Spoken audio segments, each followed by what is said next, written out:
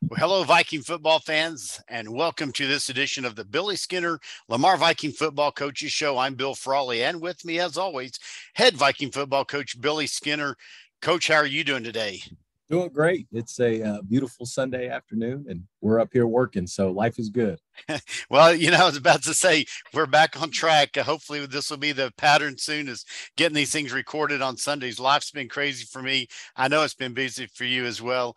And like you say, it's a work day. And we've talked about this in the past, but you and the coaches put in countless hours, and your families are making some pretty good sacrifices by having you guys out, doing this stuff. Yeah, no doubt about it. I mean, my wife has been with me for, I guess we've been together for 20 years, high school, all that good stuff. So she's lived that football life, but here we are. This is year 13 in coaching, and it's still, hey, you going to be gone all day Sunday? I mean, we want to hang out with you a little bit. So, well, hopefully you'll get back in time to fire up the barbecue or something later today. No, it is Labor Day weekend, and here we are laboring away. But do y'all get tomorrow off by chance? Actually, we're going to bring the kids in and practice early in the morning. We'll go 8 o'clock, and I'd like to have them all out by 11. So, pretty light day, all things considered. We'll have the rest of the afternoon with our families, and they'll have the rest of the afternoon with their family. All right. Well, Coach, everyone knows it's been a rough start. First couple of games, nothing to panic about. I don't think anybody should be worried. I'm a deep-hearted Lamar Viking fan, and I'm a Billy Skinner fan, and all the coaches you have. But just kind of give us a rundown, whatever you want to say about, how's the mood, how are things going, and just tell us what you'd like to. Yeah, it's been a rough 2 weeks. There's no way around it. Anytime you lose games, especially how we've lost games, and we've gotten our butts kicked. But I think one of the things that I've learned in this profession, I've learned with football, is that you learn more through a loss, you learn more through struggle, you learn more through adversity than you do success. And so I always tell my kids, I always tell my own personal kids, I tell our football players, like, don't lose the lesson. Whenever we screw up, let's not lose the lesson. Let's take what we need to out of it. Let's throw all the other garbage away, and then let's get going. So, the things that we've seen offensively, we've got to make sure that we don't shoot ourselves in the foot. First game, doing some things and making some headway, and then we take a step back, whether it's a pre-snap penalty, whether it's us putting the ball on the ground, whether it's just something silly, getting in our own way. On the defensive side, that first game, we left it, and I just, talked to the defensive staff, and kids are lining up correctly. We didn't tackle, we didn't execute the fundamentals of football. So we went home and made that an emphasis. And I'll tell you right now, the biggest thing I'm proud of, the biggest improvement I saw from week 1 to week 2, and I know you look at that score and maybe that's not indicative, but we tackled really well. Our defensive line played really well. Our defensive front played really, really well. There towards the end, we didn't help our defense out very much. And so we kind of wore down a little bit, and they were defending a short field. And so the score looked the way it did, but it was not indicative of the effort that those guys played with. And I mean, I couldn't have been more proud defensively of just those kids were in very Lamar Viking style going against an offensive line that was much bigger than them. But I mean, holding their own. Guys like Damian Sanchez and Damian Brown on the defensive line really doing a good job of holding on, taking care of their gap, and then getting off a block and going, making plays in the backfield. Guys like Jaden Peterson and Chris Johnson, who they go and they fill their gap, and they're tackling D1 running backs and having no issues about it. So a lot of positives, a lot of negatives, and we're going to take the lessons, we're going to learn the lessons, and we're going to move forward from them. But all in all, 2 tough weeks for our kids, and we've got kids that they don't take losing well, and I think that's a good thing. I don't want anybody around here getting used to losing. Yeah. I remember I had a little league baseball coach in probably 3rd grade or 4th grade in Fort Stockton, Texas. And he would say, I hate losing. I don't want to lose a game of checkers even. So I'm glad to hear you say that, they don't take losing well. They don't get all, bad attitude, but they don't want to lose. They want to win, and they're coming back out week after week. And, you talk about that defense and having to stay on the field quite a bit, short field, stances, whatever drives. And, I don't think unless someone has been on the sideline seeing the sweat, hearing the windiness. Those guys are putting in 110, 107%, as you like Yeah, to say. that's right. And Yes. they're not quitting. It's true VFND spirit. So, Man, and um, you know the other thing I was really impressed with, and I want to mention this, is that we struggled offensively this last game. We'll make no bones about it. We had one touchdown and very few first downs. We didn't do a lot to help ourselves out, but there wasn't a lot of times. There wasn't any time where we're on the sideline and I hear those defensive guys get negative. And I've been on sidelines where that's happened, where golly, we've got to do this again. There was none of that, which it's a testament to that defensive staff. Coach Naharo does a really good job with those guys. And it's a testament to the leaders on defense that no matter what, they still believe in our core skills. And the number one core skill we have is brotherhood. And when our brother is struggling, we want to do everything we can to pick him up. So I was really proud of the fact that we're getting our heads kicked in offensively, and the defensive guys they still kept that positivity. They still kept that brotherhood attitude that we want to instill in our guys here. I'm glad you point that out because, in the stands, you can watch what's happening on the sideline and you can tell when they're starting to get frustrated with each other, take it out on each other. You can't hear everything necessarily, but I'm so glad to hear you say that the words spoken from the defense are encouraging, let's go do this again. Let's keep going, which I think says a lot about you, your coaching staff, and the leaders on the team, because I know there's some good peer leaders out there. Right. No doubt about it. Okay. Hey, quick question. I've known a bunch of coaches over the years, head coaches and youth coaches and all these different things. They have different attitudes about someone screws up. Okay. They make a big mistake. What's your thought on, do you run them? Do you just point it out? How do you handle some of that stuff, and what's effective that you found? Yeah. So mistakes are encouraged in our program. I want you to screw up. Now, in a game, I tell them before they even go out, any mistake you make today is on me. You don't have to worry about that. You don't have to worry about getting yelled at because you screwed up. Anything you do wrong today, it's on me. So go play in the absence of fear. Go have fun. Go enjoy it. And then on Saturday, obviously, we're going to bring them in. We're going to watch the tape. We're going to correct those things.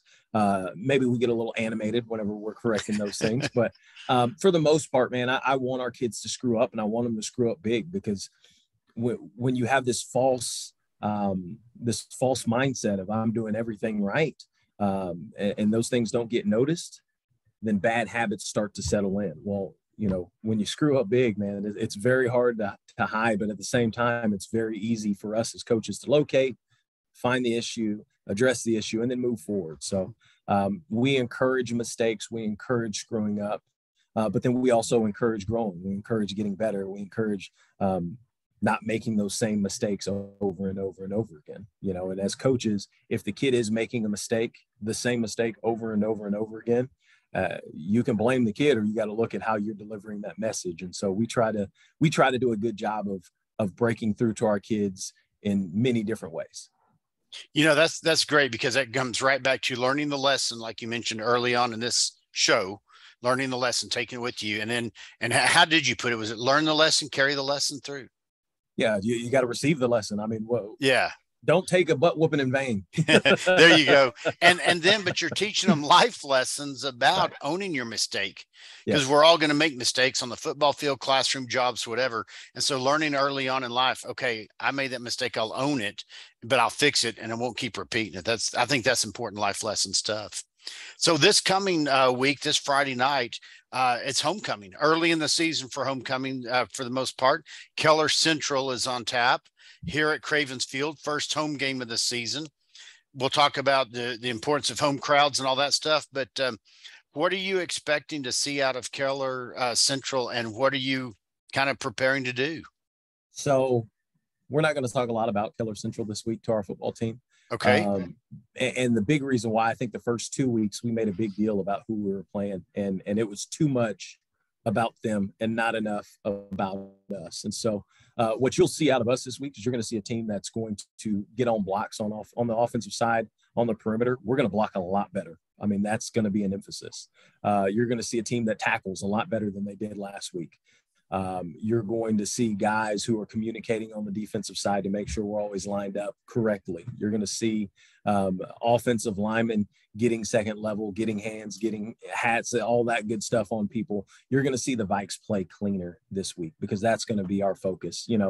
They'll see the film. They'll see that Keller's got some kids, and they'll see that Keller's Central's got they're well coached and all that good stuff. But at the end of the day, the number one focus this week is the Lamar Vikings and what we need to do to take that step to learn those lessons, to improve and do what we want to do. Okay. Coach, you mentioned offensive line. And so a question I think that comes up every so often, I'm talking with other fans, other people associated with the program, so on. How do you coach linemen who are outsized to still perform, not give up, techniques, you know what I'm saying? Because if you're outsized, it'd be easier just to fall over and maybe slow them down a bit. But I know that's not what y'all's, game plan or MO is. So do you mind telling us a little bit about that? Yeah. What you do is you hire the two best O-line coaches in the state of Texas. And so, I've got a guy named Jeff Morris who has been around the game a lot. And I mean, this guy probably has forgotten more football on the offensive line than I'll ever know. And he has the ability to communicate that with his players, to get that message across. And then we've got a guy named Harvey Wiggins who, you talk about somebody that takes absolute pride in every single thing that he does. It doesn't matter if we just have him working with guards, if he's working with the JV offensive line, if he's working with the Ys. But what you do is you get guys that are really good at their craft. They're really good at technique and those kind of things. And then they can teach it. They can get it communicated. And so we're lucky. Everybody talks about how small the Lamar Vikings are, and normally it's up front too. Well, we've got two guys that I think do a really good job of making sure those kids are ready to play. Excellent. Well, that keeps everyone motivated. That gives the quarterback an extra breath of life and hope, and as well as the running backs and everyone else. So we're looking forward to that. And you are, again, fortunate to have the coaching staff that you do. And that shows a lot about you, that they want to come work for you and work with you and for Lamar High School and so on. We mentioned already, it's homecoming. So always expect some extra crowd there. Do you have anything kind of special planned? Have you reached out to former players? Kind of what do you do? Or do you just say, look, this is a game day? How do you treat this?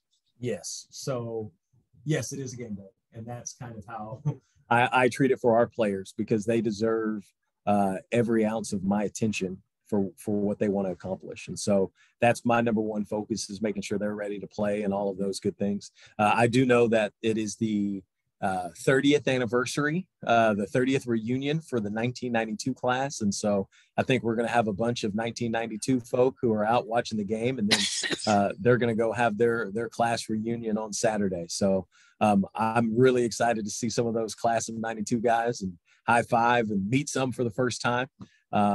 But other than that, nothing super special planned. Just, again, we want to put a product on the field of kids that are playing without fear, that are playing completely confident and playing fast.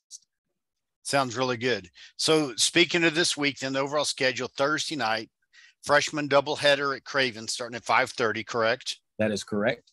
And then we've got JV away Thursday night.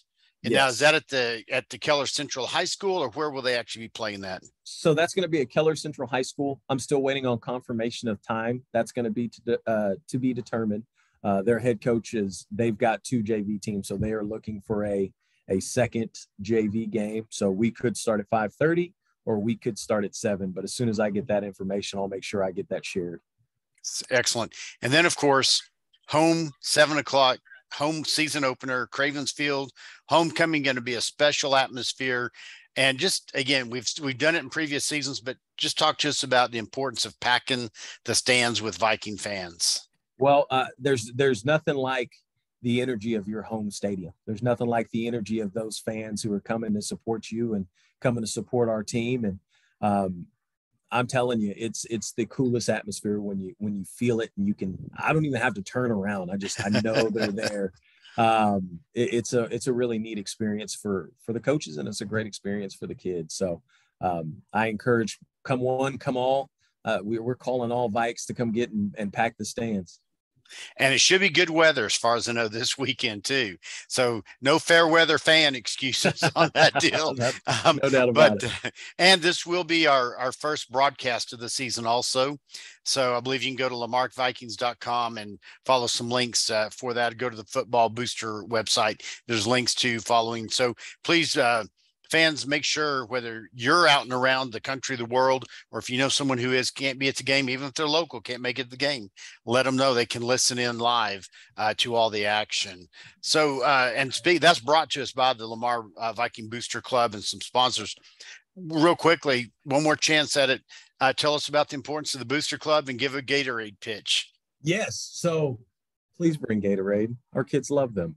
No, our families heard that call. And, after our show last time, I think I got 9 shipments of Gatorade. So our kids really, really appreciate it. We've got a bunch of people that help out and do a really good job of making sure that the Gatorades that get donated, the money that gets donated, it all gets back to our kids. And so, our Booster Club, they are rocking and rolling. We've got our concession stands rolling, and that's one of the subcommittee chairs, and then the coaches' meals. Like, we are so well taken care of here by our Booster Club. Man, I could not ask for a better group of people.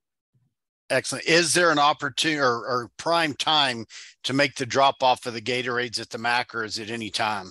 So anytime. If you want to high five me, the best time would be anywhere from 7:30 to about 10:40, and then AM, I assume. AM, yes, that's right. Although I'm probably here at that in the evening too, and then in the afternoon, anywhere from 1 o'clock till about 1 or 2:30 or so, because we're getting ready for practice. But those are the times that I'm here. But at the same time, I can always make sure somebody's here to receive Gatorade. All right. Well, Coach, anything else you want to add on before we end this episode? Yes, I've got like 2 or 3 things. I don't want to forget any of it. So, okay.